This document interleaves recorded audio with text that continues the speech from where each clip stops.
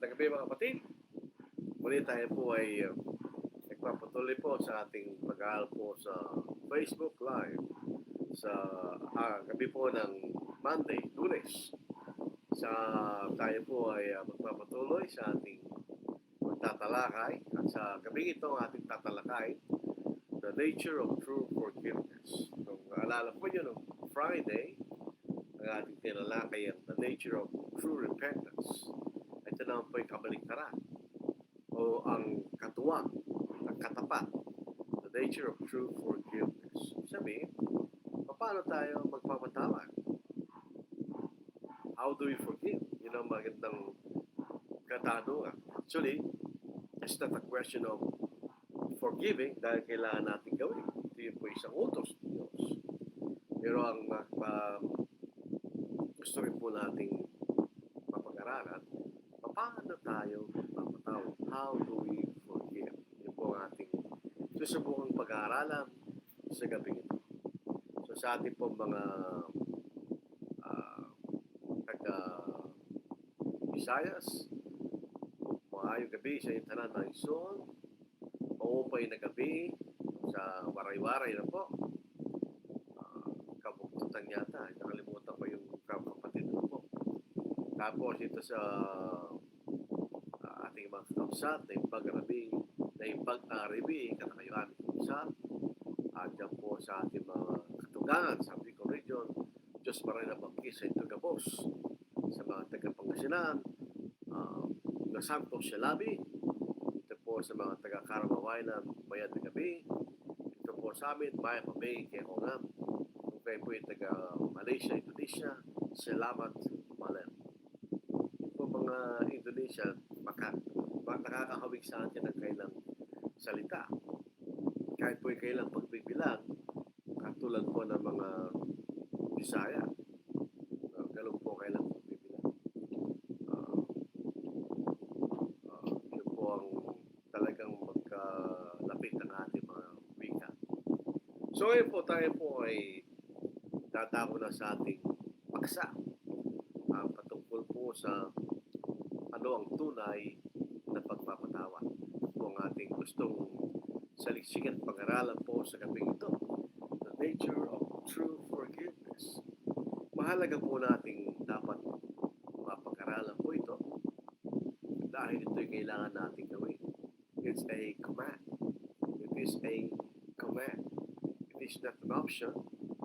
It is not a matter of choice. It's a matter of doing it. You must do it. Dahil kailangan magpatawad. Sapagkat ang katotohanan po rito, inuutusan tayo ng Diyos na magpatawad sa isa't isa. God commands us to forgive one another. Kailangan natin patawarin ang bawat isa. Otherwise, hindi po tayo matatawarin ng Diyos. So, in order to obtain forgiveness, we need to forgive. Yun po, makikita natin maliwanag na mababasa at matutunghayan natin sa pahina ng mga banal na salita.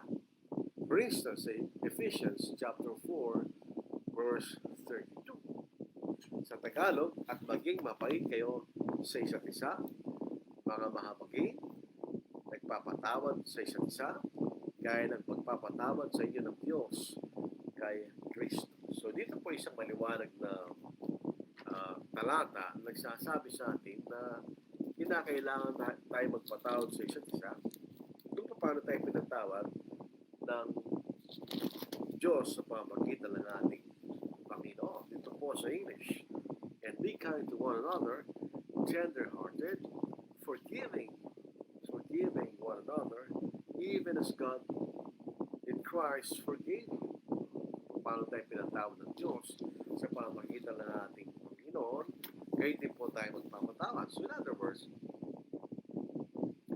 pag dumating ang pagkakataon na may nagkasala sa atin at siya humingi ng kapatawaran, we have to forgive him napagkat na nangutos sa atin ng Diyos. Therefore, it is a sin not to forgive. And also to harbor ill feeling. Kasalanan po na hindi tayo magpatawad at nagtatanim tayo ng galit. So in other words, pag hindi ka nagpatawad, magpapatawad, di mananatili yung galit. You're harboring an ill feeling. Yung po'y kasalanan sa Diyos.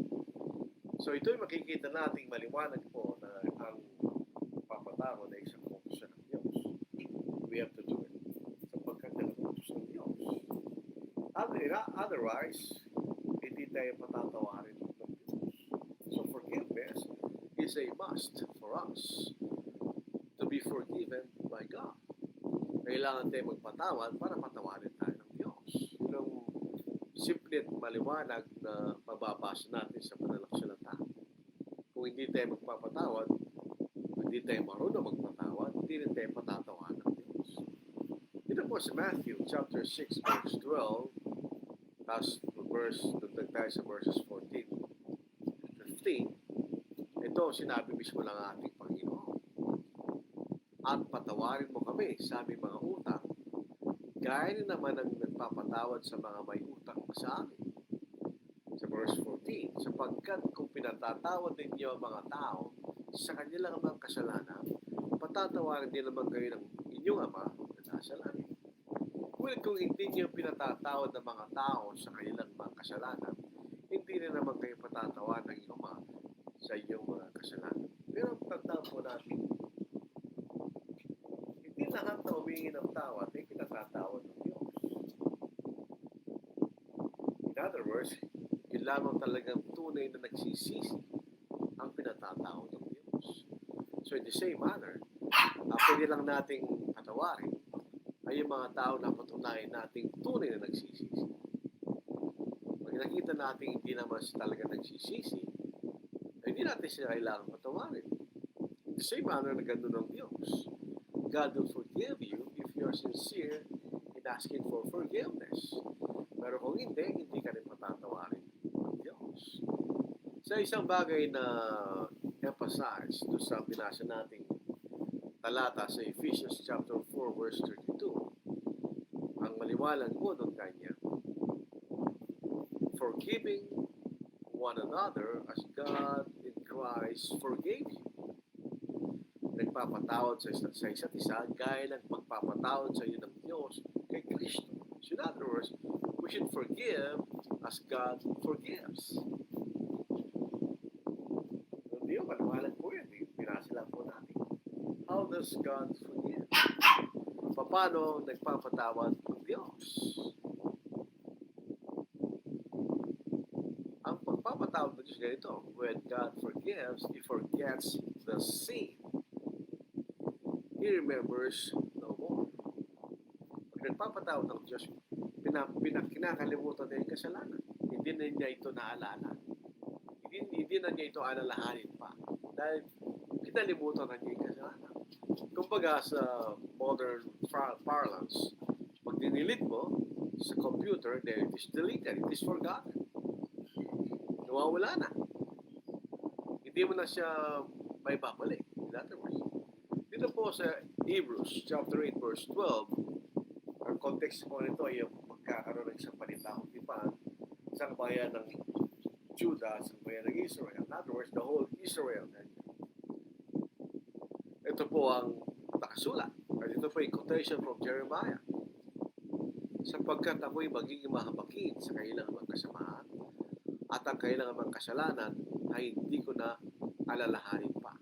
And their sins will I will remember no more. Sabi sa New King James Version. So in other words, pag pinatawag ka ng Diyos sa bagong tipan, hindi na niya alalahanin pa yung kasalanan. It is deleted. It is forgotten. Hindi na ito inuulit-ulit pa. Yun ang paraan ng pagpapatawad ng Diyos. It's sa 1 Corinthians 13 verse 4, yung definition po ng agape love. Love is patient. Love is kind. It doesn't envy. It doesn't boast. It is not proud. It doesn't dishonor others. It is not self-seeking. It is not easily angered. It keeps no record of wrongs. Ito po yung quotation sa New International Version. Sabi niya, it keeps no record of wrongs. Dito nagtatala ng mali. So, pinatawad natin ang tao, hindi na natin tinatala yung pagkakamali. We forget, God forgives. He forgets. He keeps no record of wrongs for those who repented o nagmingi ng kapatawaran sa Diyos. So there is no record. You do not keep record of wrongs or wrongdoings. But you can nagpatawad. Kinalimutan mo na. It's forgotten as if it didn't happen. Yan ang essence ng pagpapatawad. Pero is forgiveness from God automatic? No. Meron kang gagawin. As far as Christians are concerned, pagkat ang Kristiyano po ay nagkasala, matatawanan ka ng Diyos kung ipapahayag mo ang iyong mga kasalanan. If we confess our sins, God will forgive us. So 1 John chapter 1 verse 9. Kung ipinahayag natin ang ating mga kasalanan, siya'y tapat at banal na magpapatawad sa ating mga kasalanan at tayo lilinisin sa lahat ng kalikuan. So we need to confess our sins. Pag sinabing we need to confess our sins, it means we need to specify our sins. Kailan sabihin natin kung ano ang ating kasalanan. Kaya you confess your sins. You specify your sins. Maaaring may pagkakataon na tayo ng kapatawaran sa mga lahat ng ating ginang pagkakasala, hindi mo na naalala. But otherwise, kung ito'y ginawa mo pa lamang, then you remember what you did, you have to confess the sin to God. Yun ang sabi niya, kung ipinahayag natin ang ating mga kasalanan, we need to specify our sins or our sin kung isa lang.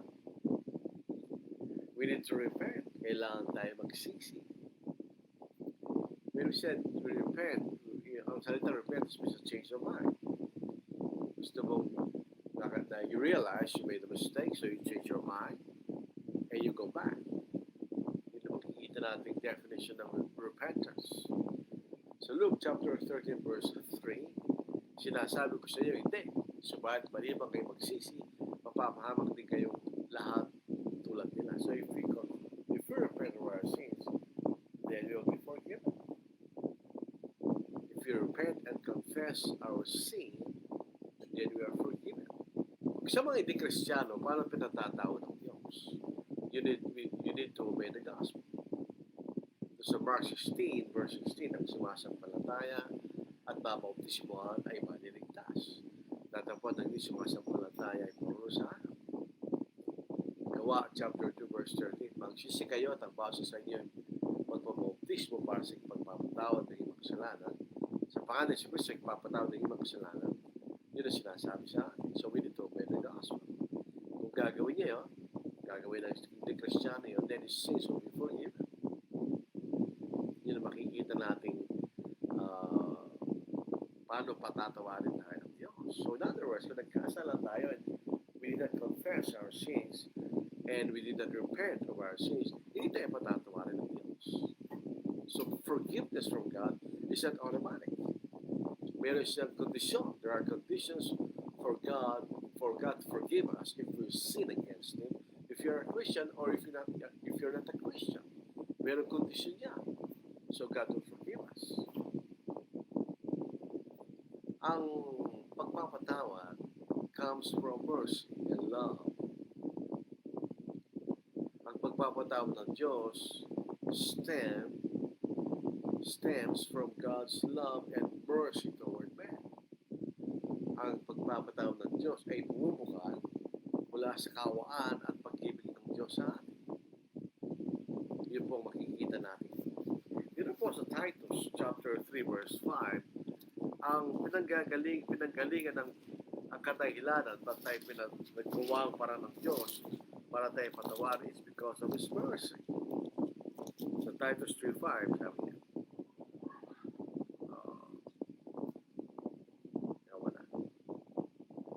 verse 5 niya, sabi niya, not by works of righteousness that we have done, which we have done, but according to His mercy, saved us. through the washing of regeneration and renewing of the Holy Spirit. Sabi nito, but according to His mercy, He saved us. The salvation itself is the grace, but grace came from mercy. Grace is the action of mercy.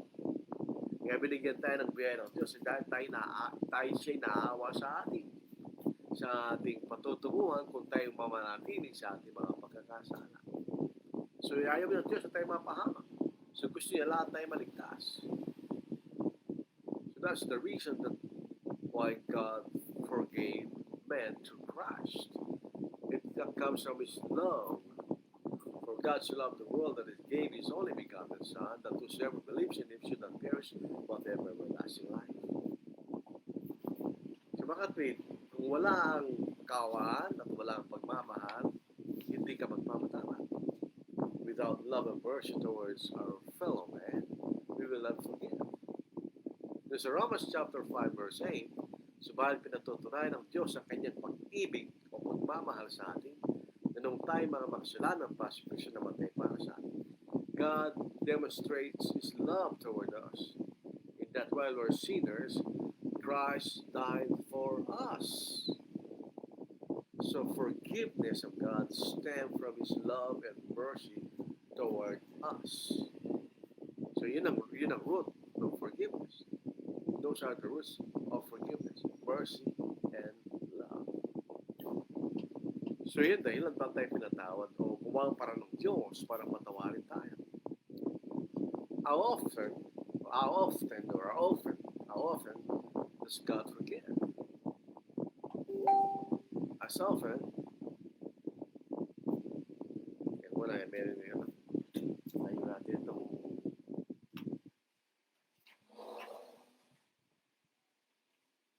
pinatamaan ng ating microphone. Sabi ni brother na ulan na po. Nilayo ko po yung electric fan. Kaya adjust ko muna ng konti.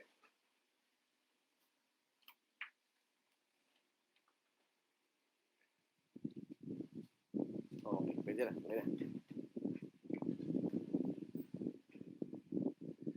So, pag tayo po ay kasala at pinayag natin ng ating kasagsisi, patatawarin tayo ng Diyos. Ang makikita natin, God knows our hearts. Alam niya nilalaman ng ating puso. And then it could forgive immediately dahil alam niya ang nilalaman ng ating puso at kaisipan. Nilalaman ng Diyos kung tayo po ay tunay na nagsisisi o hindi. Because God can search our hearts and minds. Kung tunay nga tayo po ay nagsisisi. Dito po sa 1 Chronicles chapter 28 verse 9, at ikaw, Solomon, na aking anak, kilalanin mong Diyos ng iyong ama. Paglingkuran mo siya ng buong puso at ng kusang pag-iisip, sapagkat sinasaliksik ng Panginoon ang lahat ng puso at nalalaman ang lahat ng balak at iniisip. Kung hahanapin mo siya, matatagpuan mo siya. Ngunit kung pababayaan mo siya, itatakwil ka niya magpakailanman. So God searches all hearts. At nalalaman niya ang lahat ng ating plano at iniisip. So He could forgive immediately because God knows our hearts. For instance, dito sa Acts chapter 8 verse 19, ano po, hanggang verse 23, ito po yung sitwasyon ni Simon the Sorcerer na makita niya ang kapangyarihan na nasa mga apostol na pag pinatungan nila ng kamay isang Kristiyano ay nagkakalob ng Espiritu Santo. Gusto rin niya mangkin yung kapangyarihan na yun. Na sinasabi, bigyan din niyo ako ng kapangyarihan ito. Upang sino mang patungan ko ng aking kamay ay tumanggap ng Espiritu Santo. Ngunit sinabi sa kanya ni Pedro, ang iyong salapi mapahamak na kasama mo, sapagkat inaakala mo makukuha mo ang kaloob ng Diyos sa pamamagitan ng salapi. Wala kang bahagi ni karapatan man sa bagay na ito, sapagkat ang puso mo ay hindi matuloy sa harapan ng Diyos. Kaya pisisihan mo ang kasama mong ito, manalangin ka sa Panginoon at baka sakaling ipatawad sa iyo ang hangarin ng iyong puso, sapagkat nakikita ko ikaw ay nasa buto ng kapaitan at nasa gapos ng kasamaan. Yun po makikita natin. Alam ng Diyos ang nilalaman ng ating mga puso. So pag tayo humingi ng tawad, alam niya kung tayo tapat sa ating paghingi ng tawad. And if you are, then God will forgive us. Yun ang paraan ng Diyos. Yun ang sabi sa atin, kailangan tayo magpatawad katulad ng pagpapatawad ng Diyos. In other words, pag sinabi natin sa isang kapatid na humingi ng tawad sa atin, tinatatawad na kita. Ang ibig lang sabihin no, we forget. Kung napatunayan mo na talaga siya nagsisisi. If you see that he is sincere in his asking for forgiveness, then if you forgive him, then you need to forget the sin and no longer remember the sin. Kalimutan mo na yung kasalanan. Hindi mo na pwedeng ulitin yun in the future. Oh, ikaw kasi ganyan ka. Pinatawad mo na siya. So you need to forget the sin. Yan ang weakness ng mga tao. Kasama na ako doon. Sometimes tayo nagpapatawad, but then we still remember the sin. Kasalanan po yun. So if you have forgiven someone, then you need to forget the sin and remember it no more. Hindi na pag-uusapan yun. So 1 Corinthians 13, verse 4, ulitin lang po natin hanggang verse 5 sa New International Version. Love is patient. Love is kind. It doesn't envy. It doesn't boast. It is not proud. It doesn't dishonor others. It is not self-seeking. It is not easily angered. It keeps no wrong a record of wrong. So you do not record the wrong done if you forgave someone. Erase na yun. Malimutan na natin. So remember, if you decided to forgive a person who sinned against you and repented and asked for forgiveness, then you need to forget the whole thing as if nothing happened. Ganon ang pagpapatawad ng Diyos. So we need to forgive in the same way. Kung talagang tayo nagpapatawad. Otherwise, hindi ka nagpatawad. Pero makikita rin natin, mayroong kondisyon ng Diyos pagpapatawad. Gusto kasi ng mga iba ay kalimutan na natin, hindi ka lang humingi ng tawad, then you cannot be forgiven. So mga kapatid, we can only forgive if the sinner confesses and repents. Just like how God forgives. Kung hindi niya pinapahing pagkakasalan niya, at hindi siya nagsisisi, hindi natin siya patatawarin. In the same manner, na sa Diyos, God doesn't automatically forgive unless one confesses and repents. So are we. Ganoon din tayo. Kung di ginagawa ng Diyos na siya nagpapatawad kahit wala kang ginawa, then we cannot do that also. Sige, sabi niya, magpatawad tayo katulad ng pagpapatawad niya. Di ba? That's fair, it's fair, di ba? So kung hindi naman siya humingi ng tawad, if the sinner does not repent, God will not forgive him. So are we. Kung hindi naman nagsisisit yung kapatid na nagkasala, hindi natin siya pwede patawarin. We cannot forgive him. We do not arbor the anger dahil bawal magtanim ng galit, but we do not forgive him. Yun po makikita natin doon. Kailangan niyang ipahayag ang kanyang kasalanan sa atin. At katulad ng Diyos, our willingness to forgive is a result of our mercy and love toward the sinner. We desire for his salvation. Gusto natin siya maligtas. Kung nagkasala sa atin ng isang kapatid at di siya humingi ng tawad, hindi siya maliligtas. Hindi siya patatawaran ng Diyos. So we desire for his salvation. Kaya lamang ang makasalanan o nagkasala should seek forgiveness. Kailangan siyang humingi ng kapatawaran. para natin siya patawarin.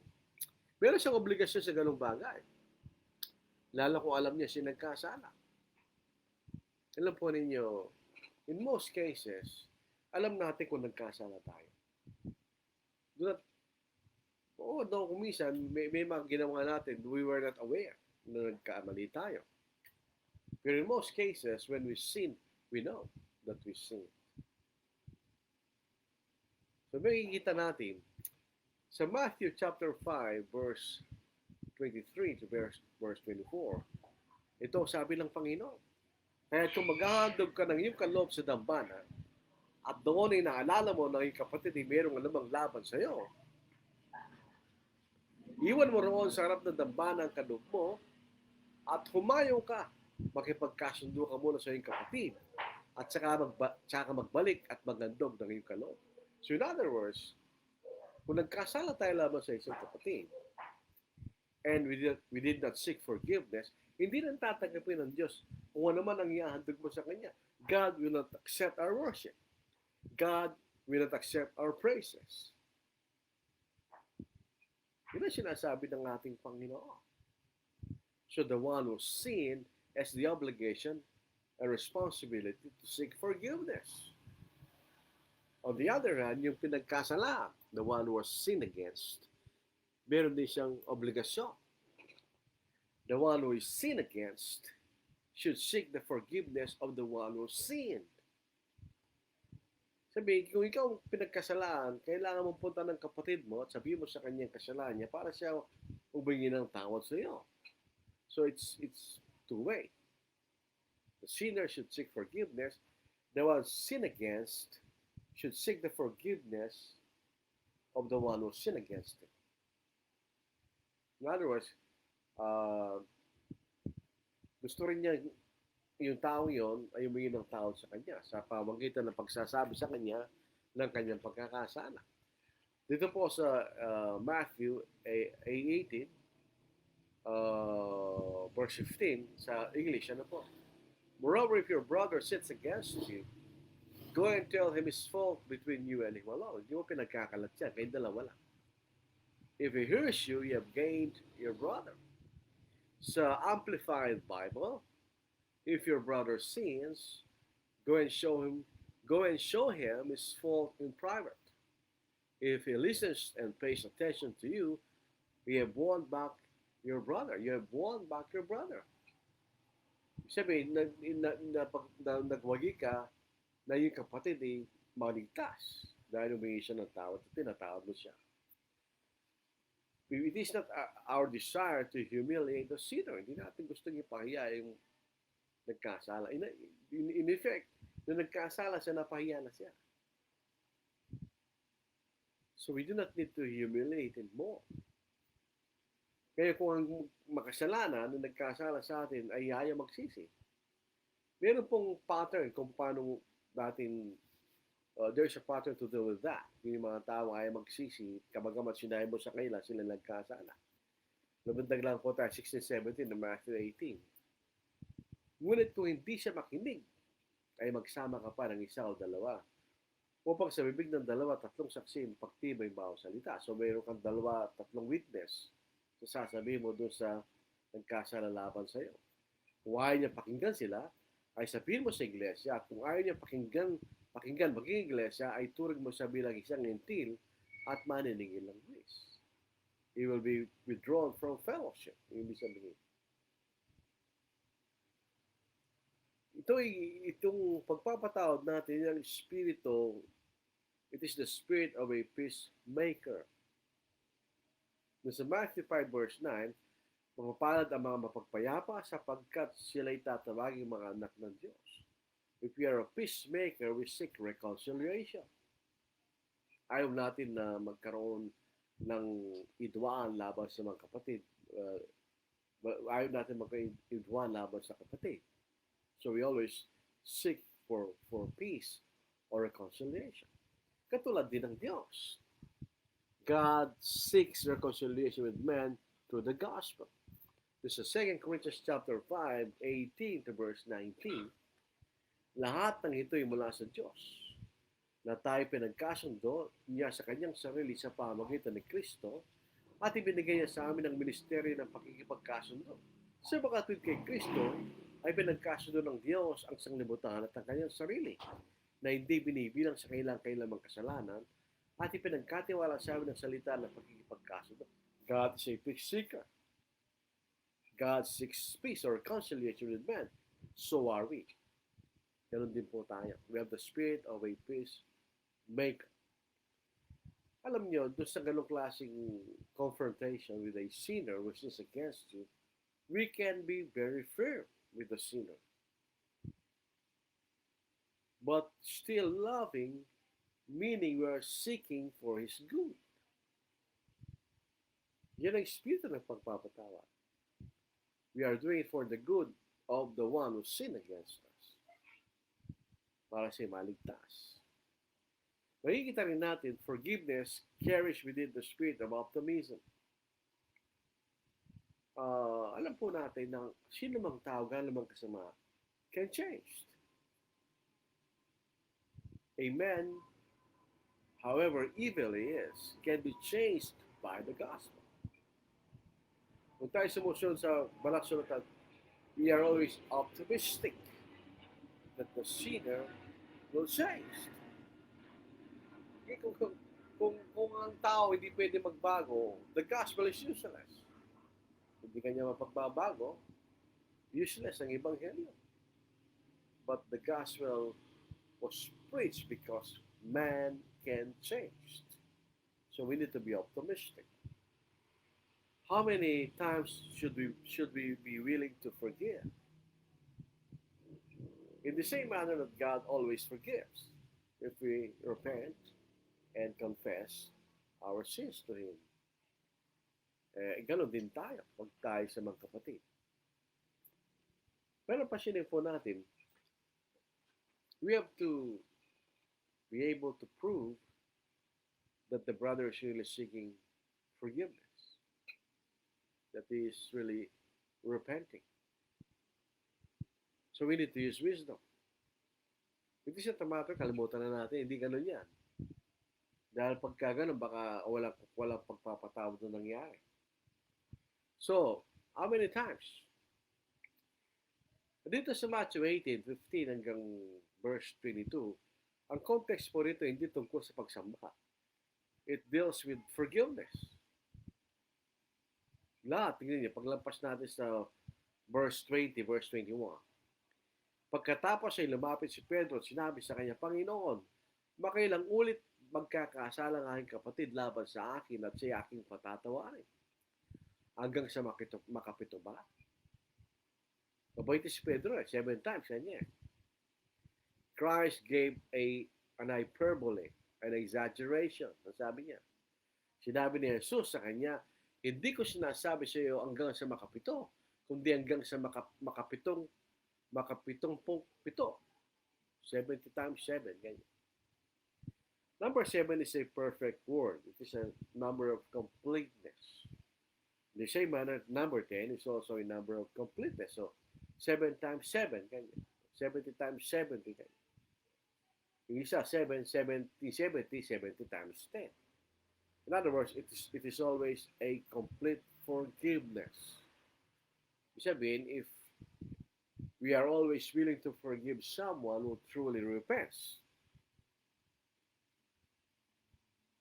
we should always be willing to forgive. Yun ang sinasabi, no? Ano po yung mga balakid sa pagpapatawad? What are the hindrances to forgiveness? Hatred o poot. If we hate the sinner, we cannot forgive. If we hate someone and we sin against us and we hate him, we seek for revenge. We seek for the opportunity to revenge. Pero if we hate our brother, we are murderers. We are murderers. Ito po sa 1 John chapter 3 verse 15. At sino man napupot sa kanyang kapatid ay isang mamamatay tao. At nalalaman ninyong ang buhay na walang hanggan ay hindi na nanatili sa sino mang mamamatay tao. If we hate our brother, then we are murderers. Because murder comes from hate. Kaya isang tayo nagpaplanong pumatay, ay dahil po siya sa papatayin niya. O maliban lang kay hard killer. Pero if you are not a hard killer at papatay mo yung tao, it's because you hate him. If you hate someone and you seek to revenge, you seek the opportunity for revenge. Kaya nga po, sabi niya, pag ika may, if you hate your brother, you're a murderer, sabi ni Apostle John. Sa Colossians 3:8, pinapalis natin ng negative feeling ng galit at po. Ngunit ngayon, itakwin niyo lahat ng mga ito, galit, po, masamang pag-iisip, panlalait, maruming pananalita mula sa iyong bibig. So, hindi tayo dapat magkaroon ng, hindi dapat manatili sa ating sarili ang galit mo at laban sa sino man. We hate the sin, but we do not hate the sinner. Yung makikita natin. We warn for the sin, but we do not hate the sinner. We seek the good of that, the one who sins against us. Yun ang makikita nating essence ng pagpapatawa. The desire for revenge, this is not a part of a Christian's vocabulary. Vocabulary. Hindi po yan bahagi ng ating kaisipan. We do not seek revenge. Revenge, eventually, will be given by God. Kaya dito po sa mundong ito, there is no such a thing as a perfect justice. No. Mas maraming justice sa mundong ito kahit sa mga korte. Sometimes there is no perfect justice. Judges can be bought. Alam natin yun. It's a common knowledge. All along the way, yung mga attorney pwede mayaran, yung mga fiscal pwede mayaran. That's a common language, common knowledge. So sometimes they're innocent are put to jail. And guilty are made scot-free. Walang justice doon, di ba? But eventually, pagdating ng Panginoon, then there will be justice. So Romans chapter 12, verse 17 to verse 19, huwag ninyong gantihan ang sinaman ng masama sa masama. Isipin ninyo ang mga bagay na kapuri-puri sa harapan ng lahat ng mga tao. Kung maaari, hanggang sa iyo makakaya, ay makipamuhay kayo ng mapayapa sa lahat ng mga tao. Mga minamahal, huwag niyong ipagganti yung sarili. Kundi ipaubaya yon sa galit ng Diyos, sapagkat nasusulat, akin ang pagiganti at kung gaganti, sabi ng Panginoon. We did not put the law into our hands. The justice, yung makita natin, will be granted eventually by God. There is a lack of love for the sinner. Pero alam po ninyo, ang sino man nagkasala, hindi naman po madali yun. Especially when he realized that he has sinned. Dito po sa Proverbs 13 verse 15, good understanding giveth favor, but the way of transgressors is hard. Ito po sa lumang King James Version. The way of transgressors is hard. Mahirap ang dinadaanan ng sino man nagkasala. Lahat po natin naranasan na natin because we all have sinned. Gano'ng kahirap yun, di ba kapatid? The sinner, a sincere sinner, we sabihin, a sinner when realizes sin, feels the gravity of his sin. Nararamdaman niya bigat ng ginawa niya, di ba? So there is a lack of love. Or we are being overly righteous. Yung tinatawag lang, holier than you attitude. Yung tao yan, wala yan talaga, wala. Tayo lang ang tama. Parang kayo mas mataas kaysa sa iba. That's not true. Sabi nga po ni Solomon sa Ecclesiastes 7:16, do not be overly righteous, nor be overly wise. Why should you destroy yourself? You do not go beyond the righteousness revealed by the gospel. You do not go beyond the wisdom revealed by the gospel. Hindi tayo pwede lumampas doon. Kung hindi, tayo sinisira po na ng ating sarili. Maaaring sa pagkakataon na ito, siya nagkasala sa atin. But remember, You may be doing the same thing in the future to someone else. Sa isang pagkakataon, ikaw naman nagkasala. We are not immune to mistakes and sins. So hindi natin pwede sabihin we are righteous than the sinner.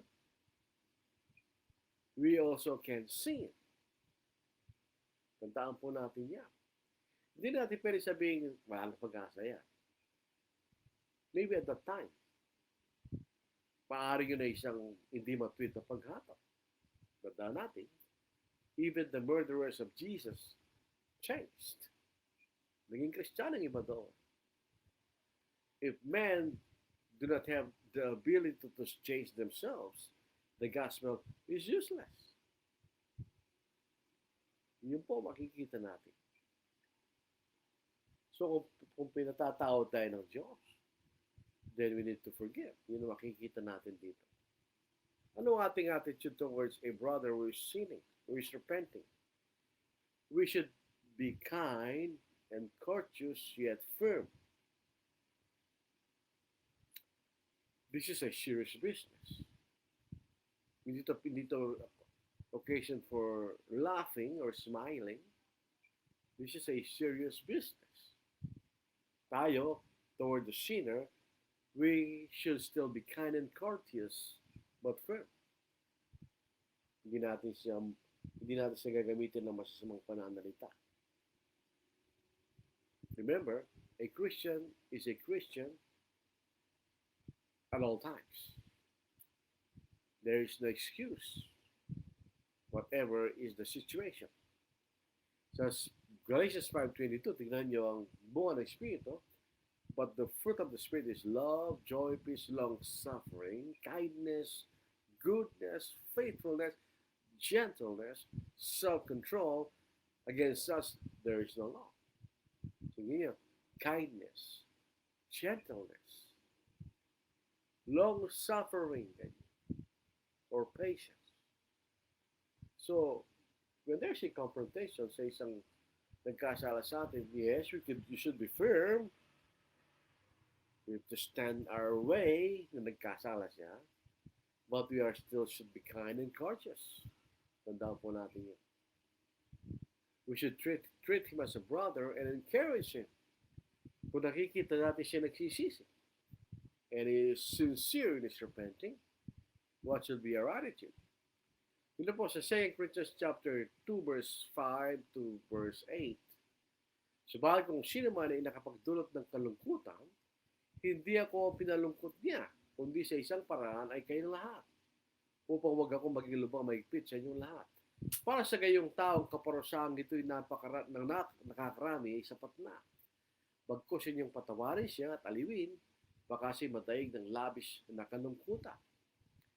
Kaya't ako'y nakiusap sa inyo na papagtibayin niyo ang inyong pag-ibig sa Kanya. Dito po sa verses 6 and 7, gusto kong basahin natin sa New King James. This punishment which was inflicted by the majority is sufficient for such a man, so that, on the contrary, he ought rather to forgive and comfort him, lest perhaps such a one will be swallowed up with too much sorrow. Therefore, I urge you to reaffirm your love to him. Kung nakita natin nagtalatunin, nagsisisi, pagkatawarin natin siya, and we comfort him, we encourage him. Baka naman siya ilubusan ng mga malungkot. Ano po? And we should pray for him. Ipanalangin natin siya. Ngayon, tayo po mga tao, we do not read the hearts of men. We cannot do that. Unlike God, we cannot read the hearts of men. We only rely on what we hear and see. Yun lang tayo. Nandun lang tayo. We rely on evidence, witnesses. We cannot judge by our perception. Depende yun. Because our perception may be wrong. So, kung ano ang ating narinig at nakikita, then we act on the basis of those two things. Di ba? So, there should be fruits of repentance. This is Matthew chapter 3, verse 8. Mamunga kayo ng nararapat sa pagsisisi. Therefore, bear fruits worthy of repentance. So, ibig sabihin, kung ikaw ito nagsisisi, patunayan mo nagsisisi ka. So, mahirap yung nagpapalusot ka lang. Maaaring makakalusot ka, pero hindi ka na pinatawad ng Diyos. Paano pagdating ng Panginoon sa huling araw? If you are repenting, be sure you're sincere. Talaga nagsisisi ka. At patunayan mo nagsisisi ka. Hindi nagpapalusot ka lang. So that the one you're seeking forgiveness will forgive you. Alam po natin ang mga tao merong karunungan niya. They can understand. They can comprehend. Kaya kung nakikita nagpapalusot ka lang, ba't niya patatawarin? Hindi ko patatawarin yun. Kung nagpapalusot lang siya at nagsisinungaling pa sa kanyang pagiging ng tawad. So you should be truthful and honest and sincere. Para patawarin ka ng nagkasalahan mo. Kung hindi kanya patatawarin dahil hindi niya mapatunayan na kayo nagsisisi, hindi mo siya masisisi. But that's just common sense. Hindi tayo sinabihan ng Biblia niya just because we have to forgive one another. If the brother is not really sincerely seeking for forgiveness or is not really sincerely repenting, what is patatawarin? Then we need to use wisdom. Repentance should show retribution. Dapat dahil ito ay pagsisisi, kailangan magpakita ka ng ibalik mo yung kasalanan mo. Ibalik mo yung sinira mo. Kung kayo nagnakaw, bakit? So, ganyan din naman. Ayan, tumas na. O yan. Para akong manananggal. So, yung makikita natin, kung kayo nagnakaw, ibalik mo yung ninakaw mo. O yung katumbas ng ninakaw mo. Kung kinuha mo yung asawa ng may asawa, balik mo yung asawa niya. Kung talaga kayo nagsisisi, mga kapatid. Di ba? Yun ang makikita natin. If you destroy someone's reputation, you should clear his name. Yung makikita natin. At you should show humility. So, para may balik mo yung tiwala ng tao. So, yung pong iniingan ng tao na pinagkasalahan, can only forgive sinner in so far as he can ascertain that the sinner is truly repenting. So, dito yung pinagkasalahan should choose his wisdom.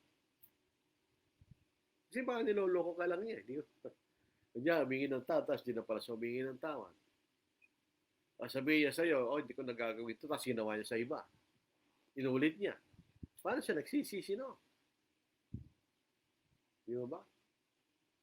Mga kapatid? Di ba, mga kapatid? So, yun ang dapat nating tingnan. Do not use the excuse. Nagsisi na ako eh. Baka naman, hindi ka naman nagsisi. Nagpapalusot ka lang. So, makikita ng iniinga mo ng tawad yun at hindi ka niya patatawarin, baka hindi siya naniniwala kayo nagsisisi. O di niya nakikita na kayo nagsisisi. So, you should show sincerity. Naman sa isang confrontation, ito sinabi mo, Brad eh. Then kung sinabi mo, opo, sinabi ko nga po, dapat gano'n.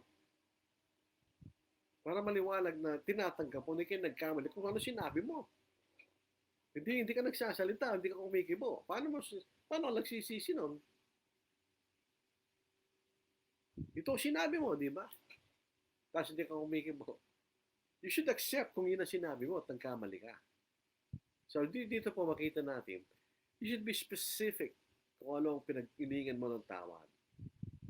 Ano bang iniingan mo ng tawad? You should be very specific kung ano naging kasalanan mo. Para mapatawad ka ng pinagkakasalahan mo. Di ba, mga kapatid? Hindi yung generic, wala naman kung gano'n eh. Kailangan po ay you should be specific kung anong kasalanan inihinga mo ng tawad. So, yun po makikita. So, should be fruits of repentance. Patunayan mo na ikaw ay talagang tunay na nagsisisi. See, unlike God, Diyos walang problema yan. He can read the hearts and minds of men. Hindi tayo ganun eh. So, yung sitwasyon na ito, although we should forgive, but we should be sure na yung humingi sa atin ng tawad ay talagang humingi ng tawad. That's wisdom. Ngayon, pagka if you reconciled, mayroong obligasyon ng bawat isa that the one sin against, na nagpatawad, should seek yung pagbabalik ng dating relasyon. At kung hindi nagkasala, ibalik niya yung dating relasyon. Slowly. Dahil yun ang process ng reconciliation. Di ba? Pinatawag siya, tapos wala ka lang pakialam sa kanya. Anong klase pagpapatawag niyo? Kung humingi ka ng tao, tapos wala ka lang pakialam doon sa pinagkasalaan mo, anong klase pagiging ng tao niyo? When we are seeking forgiveness and we are forgiven, we are just we are bringing back the destroyed relationship. Ngayon ang pagpapatawag doon sa atin. When God forgave us, we were reconciled to Him. Bumalik tayo sa dating relasyon sa Diyos. The same way sa atin. So sana po ay naging maliwanag. Meron po naging tanong which I read after wala na po yung hindi na live. Ang tanong, if someone is seeking repentance from the bottom or sincere from his heart, but because you do not read the hearts of men and you did not forgive him, did you not sin? Ganyan. Hindi sinagot ko lang po kayo niya. Kung tunay na humingi ng tawad yung kapatid, hindi mo siya pinatawad, then you sin. Pero, tandaan po natin, forgiveness and trust are two different things. Pinatawad mo siya, okay. Wala lang. Pero yung pagtiwala na sira, that should be brought back slowly.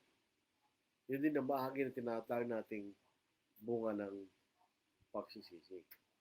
Oo nga, parang wala nangyari. Pero hindi ibig sabihin na hindi mo ipakikita na yung bunga ng iyong pagsisisi. So, yun po ang ating pag-aaral po sa gabing ito. Sana po ito ay nakatulong sa atin na po. Ay, okay na. Kanina, naputol yata ako sa ano. So, ito po, tingnan po natin mga kapatid na bumabati.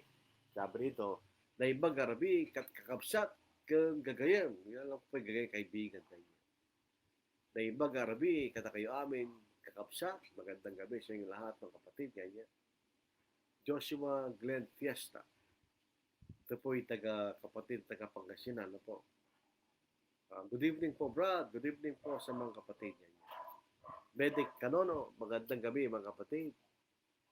Rogelio Martinez Molina, ito po yung taga-Limay, Bataan. Good evening, Brother Lordy and your household. Hindi ko alam kung sa Pangasinan o Ilocano, marami siya magaling. Rafael Ortiz, good evening to all of us and God bless. Rufus, ganda ngayon po mga kapatid. O ito, tingnan nyo. Rogelio Martinez Molina, lagi Ilocano na. Na iba garabi, kada kayo amin, kakapsat. Yan. Ito yung Pangasinan, Masanto, Silabi, at si kayon amin, kaagian. Ganyan. Siguro yung kapatid yun.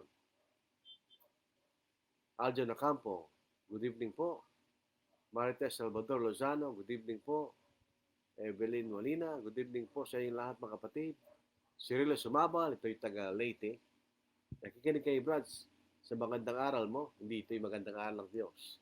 Kaya sir, imbuenga, Diyos marahil na banggi, tugang ko kay Kristo. Saan niya? Magandang gabi sa mga kapatid ko kay Kristo. Juanito Esquadra, magandang gabi. Brad, okay, yan. Salvi Gabas, good evening po. Jojo Campo, gandang gabi po. Maylin Cansino, good evening po. Dennis Susan is watching from Solana, Cagayan. See you soon, kapatid. Ganyan. So, yun po makikita nating uh, pag-aaral po natin sa gabing ito. No po? Sana po ito ay nakatulong sa atin kasi kailangan nating magpatawad dahil nangyayari po yan. Nagkakaroon ng conflict sa mga kapatid, personal conflict, I mean. So, kung nangyayari yan, then mayroong proseso yan na kailangan natin gawin para tayo pareho maligtas. Pareho lang po yan eh. Pagka yung nagkasala, diwingin ng tao, di siya maliligtas. Pagka naman yung pinagkasalahan, hindi niya pinatawad yung humingi ng tao, bagamat siya tunay na humingi ng tao, hindi na siya patatawanan ng Diyos. So it is a process that we need to learn, gawin, dahil kailangan po yun sa ating kaligtasan. Maraming salamat po sa inyo mga kapatid. So magandang gabi mga kapatid. Natapos na po naman natin ang ating pag-aaral po sa gabi ito. Loobin ng Panginoon sa araw po ng Miyerkules. Tayo po muli ay magsasama po sa pag-aaral po ng salita po ng Diyos. Para meron pa pong naragdag doon sa mga pumati natin na basa. Ito po, si Delphine Alias.